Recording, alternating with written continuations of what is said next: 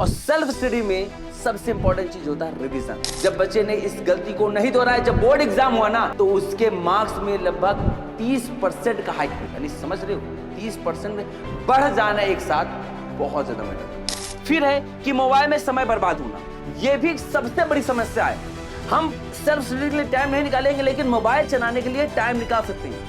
तो ये कुछ ऐसे रीजंस हैं जिसकी वजह से आप सेल्फ स्टडी नहीं कर पा रहे हो। जहां तक मुझे लगता है आप सभी में से अधिकतर बच्चों की यही समस्या होगी कि सर मेरे पास समय नहीं है, बोर्ड एग्जाम करीब है, ये जो तुम्हारे एग्जाम पास है ना, अगर उनको तुम क्रैक करना चाह रहे हो ना, तो डिस्ट्रैक्शन से बचना पड़ेगा। चाहे वो तुम्हारे दोस्त यार हो, चाहे तुम्हारा मोबाइल हो, चाहे वो टीवी हो, चाहे गेम हो, कुछ भी कर रहे हो, उस चीज से तुम्हें दूर।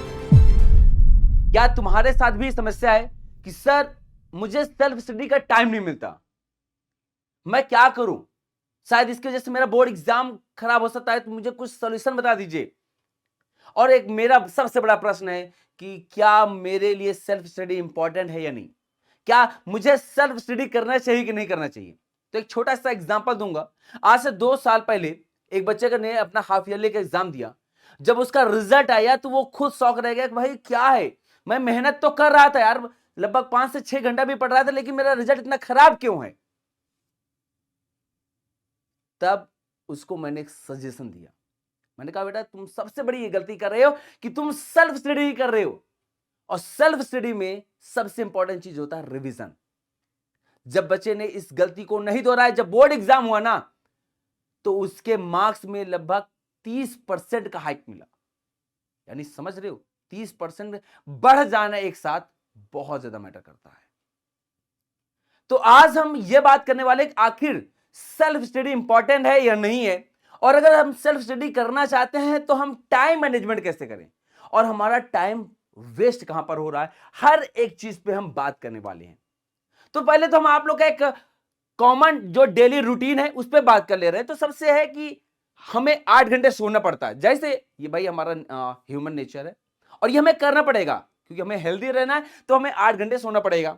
देन उसके बाद आता है स्कूल, 8 घंटे हमारे स्कूल में जाते हैं, 8 घंटे हमारे सोने में, 8 घंटे हमारे स्कूल में, और 4 घंटे हमारे ट्यूशन क्लासेस में, और फिर 4 घंटे छोटी अन्य एक्टिविटीज में, कहीं आने जाने में, कुछ काम करने में। सर मेरे पास तो अब टाइम ही नहीं बचा, मैं कैसे सेल्फ स्टडी करूं। भाई आप तो कॉमन जब बात आएगी कि हाँ मेरे पास सेल्फ स्टडी के लिए टाइम नहीं, तो आप ऐसी चीजें गिना दोगे कि 8 घंटे स्कूल में, 8 घंटे सोने में, 4 घंटे कोचिंग में, और फिर 4 घंटे इधर उधर काम में, मैं कहां से सेल्फ स्टडी करूं। जब आप ऐसी चीजें गिनाओगे तो कहां से हो पाएगा। तो कुछ इसके वजह भी हैं जिसकी वजह से हम सेल्फ स्टडी नहीं कर पाते। तो ये कॉमन वजह है कि जब आप स्कूल कोचिंग से आते हो तो थकावट सी फील होती है, थके रहते हो, कैसे पढ़ो। ये एक अच्छी प्रॉब्लम है, आप लोगों के साथ भी होती है, ये कॉमन है, ये सबके साथ होती है कि स्कूल से आओगे, कोचिंग से आओगे, तो रेस्ट करने के लिए कुछ हमें टाइम चाहिए जब हम अपनी बॉडी को रेस्ट कर दें। फिर है कि मोबाइल में समय बर्बाद होना, यह भी सबसे बड़ी समस्या है। हम सेल्फ स्टडी के लिए टाइम नहीं निकालेंगे, लेकिन मोबाइल चलाने के लिए टाइम निकाल सकते हैं।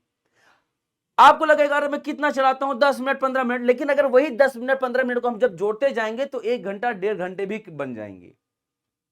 तो मोबाइल भी आपका समय बर्बाद करता है।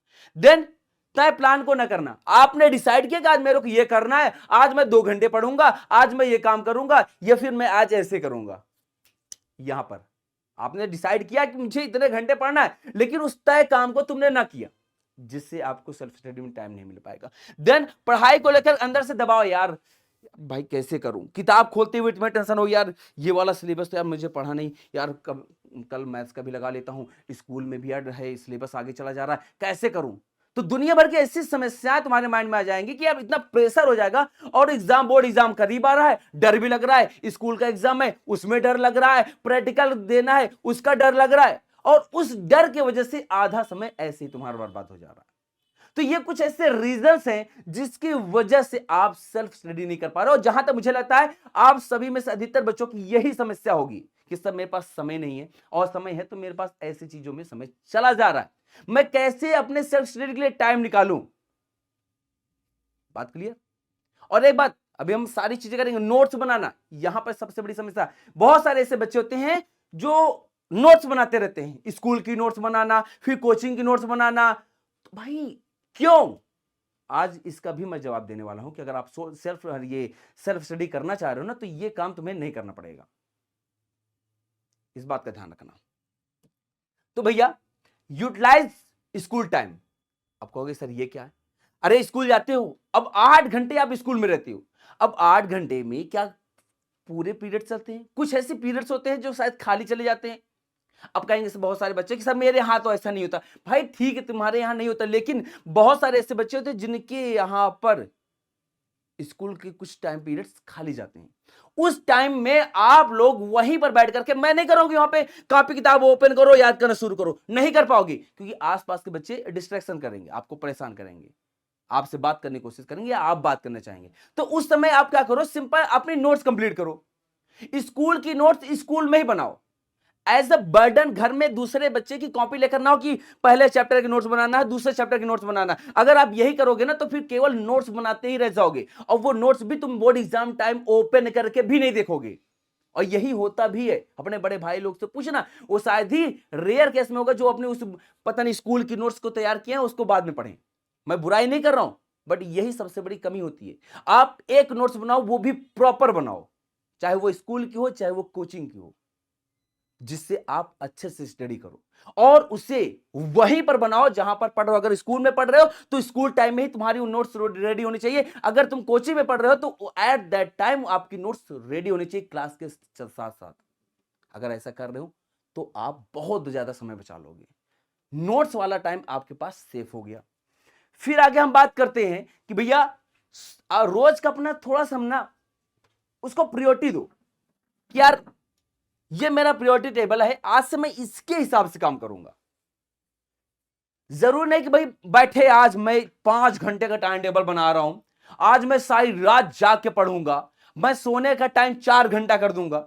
दुनिया भर की समस्या, भाई आज मैं 4 घंटा बस जागूंगा, अरे सोऊंगा, उसके बाद केवल बस पढ़ाई, बस पढ़ाई। तो ऐसे काम नहीं चलने वाला है। बहुत बड़ा टाइम टेबल बना लोगे ना सडन, तो भी अच्छे से उसको फॉलो नहीं कर पाओगे। छोटा टाइम टेबल बनाओ, इतना बड़ा टाइम टेबल बनाओ जो तुम फॉलो कर सको। ऐसे पहाड़ जैसी चीजें खड़ी कर लेने से तुम्हारा काम नहीं चलने वाला। यानी आपका चीजें एकदम से समराइज वे में होनी चाहिए। शुरुआत कर रहे हो ना, तो शुरुआत जरूरी नहीं कि इकट्ठा बड़ी हो, शुरुआत छोटी सी भी हो सकती है। आप छोटा टाइम टेबल बनाओ, 1-2 घंटे बनाओ, 2.5 घंटे बनाओ, 3 घंटे बनाओ, और उसमें डिसाइड कर दो कि आज मुझे ये चीज कवर करनी है। आज मुझे लगभग 1.5 घंटे रिवीजन करना है, खुद के लिए सेल्फ स्टडी देना है, क्योंकि बिना सेल्फ स्टडी के तुम बोर्ड एग्जाम में टॉपर नहीं बन सकती हो। अगर टॉपर बनना है, अपने मार्क्स को इनहेंस करना है, तो तुम्हें सेल्फ स्टडी पे ध्यान देना ही पड़ेगा। तो इस बात का ध्यान रखना। आगे बात करते हैं, डिस्ट्रैक्शन से बचो। हम पूरे टाइम जो भी है करते रहते हैं, उसमें से अपने डिस्ट्रैक्शन वाली चीजों को एनालाइज करो कि कौन कौन ऐसी चीज है जो तुम्हारे टाइम को वेस्ट कर रही है। भाई देखो यार, बोर्ड एग्जाम करीब है,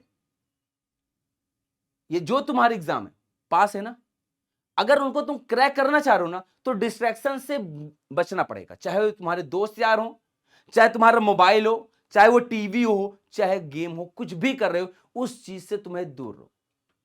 अपने आप को जितना हो सके उससे दूर करो। हां, अगर तुम्हारा बहुत मन कर रहा है तो टाइम डिसाइड कर लो 5 से 10 मिनट का, कि मैं 10 मिनट आज मोबाइल चलाऊंगा, 10 मिनट से ज्यादा मैं मोबाइल यूज करने वाला नहीं हूं। बस बात क्लियर। 10 मिनट है, आधे घंटे, 15 मिनट है, अपने मैसेज देखना, जो तुम्हें देखना, अपडेट देखनी, जो कुछ भी देखना देख लो, बाकी पूरा फोकस अपने स्टडी पे दो। तुम्हारे पास टाइम बहुत ज्यादा आ जाएगा। फिर इसके बाद आपको क्या करना है, फोकस मोर इन क्लास। चाहे वो स्कूल की क्लास हो, चाहे वो कोचिंग की क्लास हो, जब आप क्लास अटेंड कर रहे हो तो आपका सबसे ज्यादा फोकस अपनी क्लास में होना चाहिए। टोटली फोकस रखो।